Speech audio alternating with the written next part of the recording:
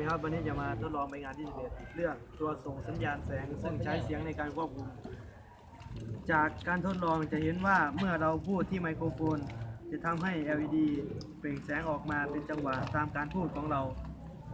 ลกเมื่อเราพูดเสียงดัง LED